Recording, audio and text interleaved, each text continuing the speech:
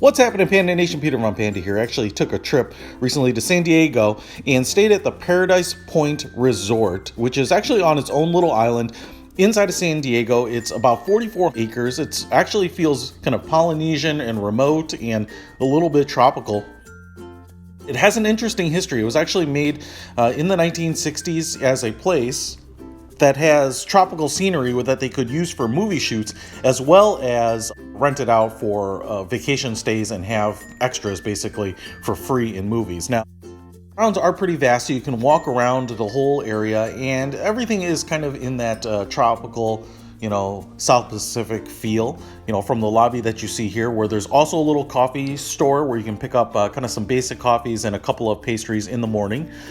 You can also walk around the entire island, and there are some small beaches, mostly rock covered, but you can kind of see, really nice views of the city. There is also in the middle of the resort kind of an inland lake area, lagoon area, where there is a tower, and that tower actually has some interesting history as well. It was kind of built originally because, there were some complaints that the land was so flat you never got any really cool views. So they built this tower, which you can absolutely walk up, and it's a bunch of stairs.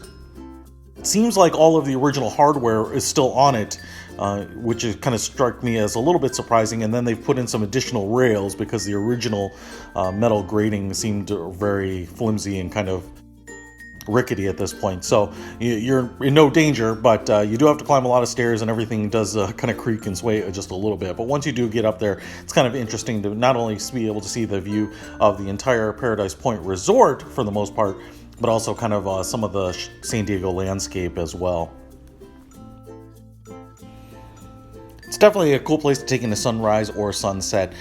Down around the Paradise Point Resort, there are a number of little places to sit and kind of talk. There are a lot of places where there are like 4 or 5 Adirondack chairs around a fire pit. There are also lots of pools spread around the compound because all of the hotel rooms are essentially like small bungalows. Now, I'm going to show you my room a little bit later in this video, but one thing I did want to mention is that, and I mentioned it in the video, that the room is a little bit dated. It's showing its age. It's showing its age not only in style, but also in wear. Now, when I was talking to some of the hotel staff, they are upgrading some of the rooms, and so you can pay $25 per night additionally for the refurbished rooms or the refinished rooms, but I didn't see that. There's also a store on site, a general store. Not only do they have kind of souvenirs, but also some food items and snack items, so you can stock up on, drinks and snacks in your hotel room, so you don't always have to go to the restaurants. There's also a fitness center that's just within a block of the general store here as well. And then directly outside, there is a place to rent bicycles as well as kind of bike buggies. Directly across the street from the store is a parking lot that has charging stations for electric cars. So if you're driving and being green, you can certainly find a place to plug in there. Really nice views. The resort not only includes a conference center, which is a separate building. This is the patio off the back of the conference center, which overlooks the lagoon area. Really nice, a nice place to be. 4 conferences, one that I was at, they will put out tables there, and it's a kind of place to have drinks and mill around and do some networking, all while taking in the nice weather and incredible view. It is right next to a restaurant area where there are some restaurants. This restaurant here is actually the restaurant open throughout the day. It's the only restaurant actually open for breakfast in the morning, and it sits on the lagoon, and it goes out to a small marina where they do have boats. There's a little bridge that goes out there, as well as fish in the lagoon itself. In fact, there are some small sharks and plenty of fish to kind of observe while you're just killing a little bit of time.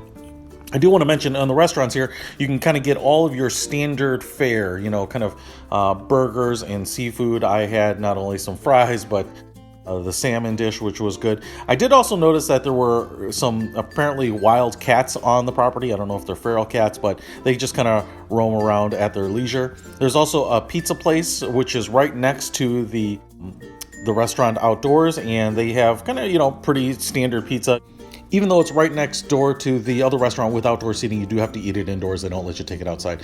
Now, they will shuttle you around in golf carts. Not every golf cart is a Hummer replica golf cart, but a couple of them are. And so if you dial 0 from your phone, they will kind of drive you around the resort because it is pretty large. I stayed in the Hibiscus Village, which have these little like bungalow type of walk-up hotel rooms.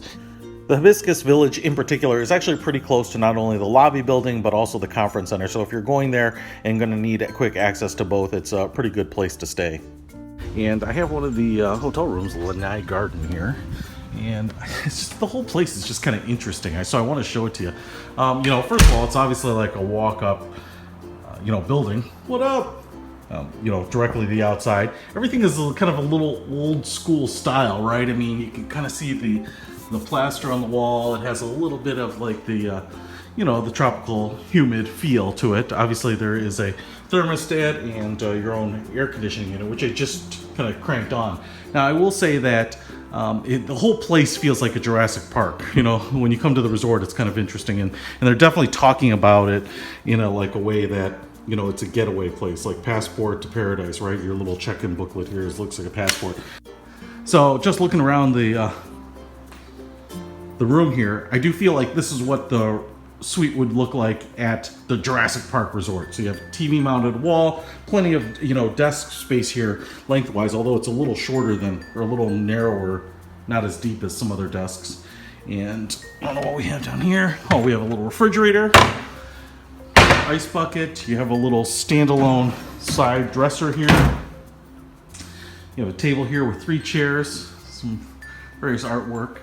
And then before we go outside, you have kind of this interesting table here with the stone top, kind of Polynesian looking, and a couch. This is the queen bed, side tables. Kind of has a Polynesian feel across the board. And then boom, into the bathroom here. There's your closet mirrored, all your normal stuff. Oh, there's even a safe. Table for your luggage, ironing board, iron and hangers, and then kind of your standard bathroom setup, marble countertop, Keurig, big lights, and me. I did not come with the place though. All of your towels and whatnot, toilet, and then kind of your standard. I feel like it's kind of like a standard apartment shower. Nothing overly luxurious about the place, but functional and a little bit rustic. Now, let's just go take a look at the outside. I should point out here that it has like a ceramic tile faux wood floor. Looks like we have a safety bar here, so you don't have to worry about people busting in, or maybe you should. And let's see if I open this up. Got a mosquito in here. That was dead. And a little patio, which is cool. A couple of Adirondack style chairs and kind of an Asian style awning, and we're right by the road. But this is what the whole place kind of looks like. It's actually kind of amazing. You do definitely feel a little removed from the rest of the big city here in San Diego. So there it is. They also have several pools scattered around the property, so you're always within walking distance of it. You do need your key card to get in there, but they do have chairs where you can sit around and lounge. The resort is actually really nice at night. It's well lit up, a lot of lit trees with little LED lights, as well as a lot of tiki torches, which kind of lend to that, again, that South Pacific feel, but you can walk around. There is a restaurant called Untitled, which is more of a steak and seafood place, a little higher end, and so a little more expensive, but also on the water. Paradise Island is just down the street from SeaWorld, as well as Balboa Park and the San Diego Zoo. So it does make you feel like you are in a remote location, but you're inside the big city of San Diego and have access to all of the San Diego attractions as well. Paradise Island Resort, Peter Von Panda out.